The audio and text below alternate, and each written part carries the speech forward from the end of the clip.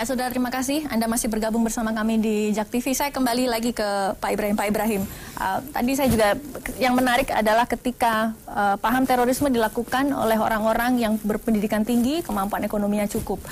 Yang jadi pertanyaan, bagaimana mereka kemudian, di sisi mana mereka itu disentuh hingga akhirnya mereka masuk ke dalam paham tersebut? Itu tergantung masing-masing orang ya, Mbak.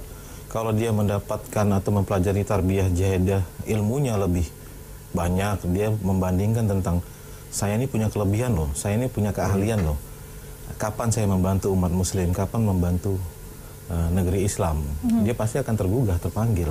Apalagi dia punya banyak kawan atau punya banyak pengajian, orang mengharapkan dia untuk jadi leader atau menjadi orang yang pertama. Itu ada rasa semacam terbangkit untuk terpancing untuk ikut. Atau dia misalnya terbawa, atau dia pun bisa ikut, Mbak. Karena di kasus ini juga bukan semuanya orang, banyak juga orang yang sarjana, insinyur banyak. Kayak Cahyo itu kan dia sarjana ITS teknik. Berapa teman saya juga seorang insinyur juga, ada juga seorang dokter. Saya juga sarjana ekonomi. Saya dari bank awalnya. Kan nggak mungkin masuk ke dunia teroris, tapi begitu saya mempelajari setelah WTC perlahan-perlahan ilmu saya semakin nambah. Terus tidak mungkin orang mengharapkan siapa nih yang bisa bergerak. Kita nggak mungkin menyuruh si A, si B untuk bergerak. Harus dari diri sendiri. Kita binafsi. Iya, mulai dari diri sendiri. Kalau saya punya merasa kemampuan, saya punya keahlian, mulailah bergerak. Itu yang pertama, kita merasa kita mampu. Oke, kenapa kemudian yang diserang adalah orang-orang Indonesia? Yang orang-orang yang tidak ada kaitannya dengan kita pada zaman dulu, saya tidak berafiliasi untuk menyerang wilayah Indonesia. Dulu kan kita memang jihadnya full untuk keluar. Tapi kan sekarang metode ini kan sudah berubah. Karena saya bilang seperti tadi, ISIS itu udah posisi dia membuat markas itu di mana, sudah bingung. Sudah sangat bingung. Sekarang terdesak. Dia butuh wilayah, butuh teritorial untuk jadi base camp. Filipina terpojok, Arab, Syria semuanya dia sudah susah untuk memposisikannya. Mungkin Indonesia dia bisa mau coba.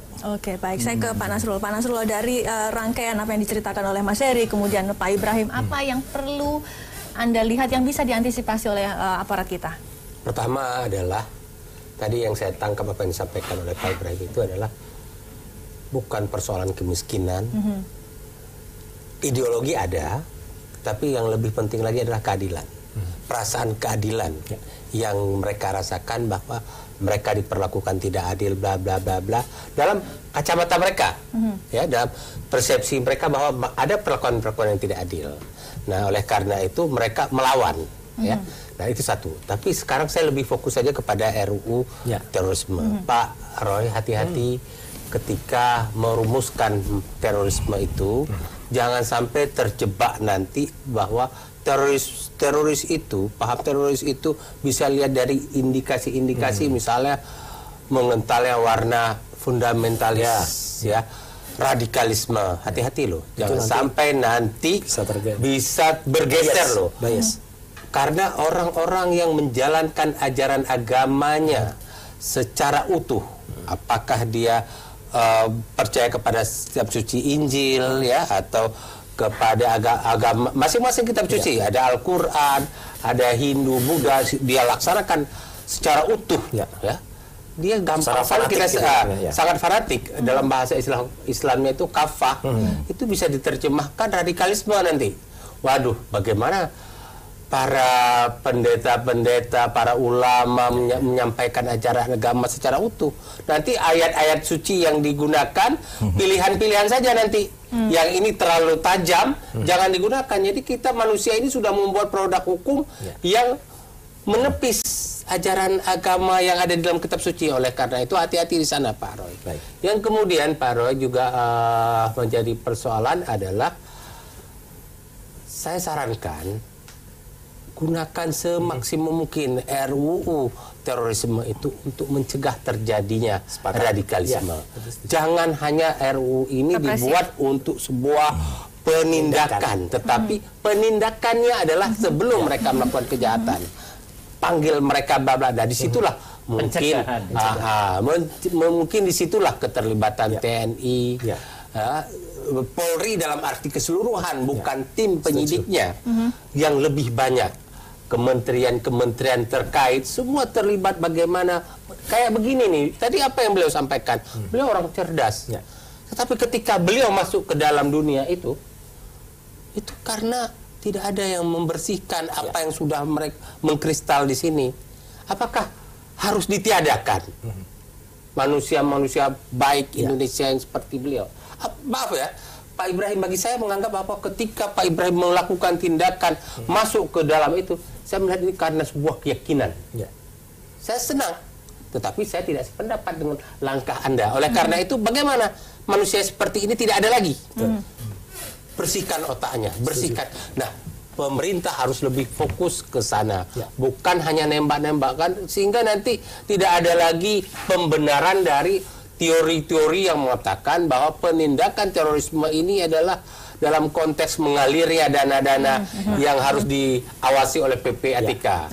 Jadi itu tuduhan itu sudah ada sekarang. Saya tidak tahu itu benar apa tidak, tapi saya terang-terangan mengatakan bahwa tuduhan itu harus ditiadakan. Kalau berbicara masalah pencegahan, apa yang bisa dilakukan? Apa yang bisa dilakukan secara maksimal oleh DPR untuk mendorong pemerintah juga fokus pada masalah pencegahan, Mas Roy? Ya, saya sangat sepakat ya. Jadi artinya preventif itu lebih penting daripada represif ya. Dan misalnya contoh ya, ini contoh mungkin nanti teman-teman yang pansus yang akan merapikan lagi untuk menyempurnakan. Tapi misalnya seperti tadi disampaikan, tokoh di Surabaya ya, teroris itu Dita, itu kan sebenarnya memang tadi yang Pak Eri juga sudah sampaikan, itu kan termasuk dari 508 yang pulang dari Syria ya. Kita ada 1.500 orang yang pernah berangkat ke sana dan ditolak di Turki dan lain sebagainya. Nah, masuk kembali ke Indonesia, ini penanganan yang mungkin perlu disempurnakan karena mereka hanya dikelola atau di-maintain misalnya ke rumah retensi yang itu pun juga bukan institusi yang misalnya yang benar-benar bisa dan waktunya sangat terbatas sehingga mungkin belum benar-benar termanfaatkan dengan baik atau katakanlah belum kembali kepada satu clear yang tadi disampaikan pikiran-pikiran yang baik ya. Karena kalau kita lihat contoh yang tadi kita bicarakan seperti kasus di Batam ya, itu kan orang yang malah PNS waktu itu yang sudah yang Pak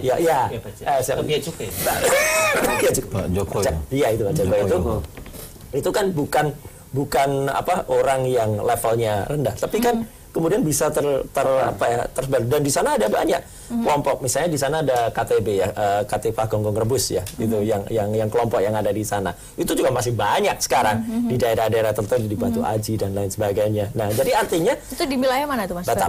Batam. Ya, sebenarnya kalau pemerintah sudah tahu hal ini, ya dimanfaatkan, jangan kemudian dibiarkan kemudian ini menjadi melebar atau katakanlah menjadi tumbuh. Ya saya sangat sependapat dengan Pak Nasrullah bahwa orang-orang ini adalah orang-orang hebat yang harusnya dimanfaatkan sebaik-baik. Kayak dalam dunia saya ya, dalam dunia IT itu ada yang namanya hacker, ada yang namanya cracker.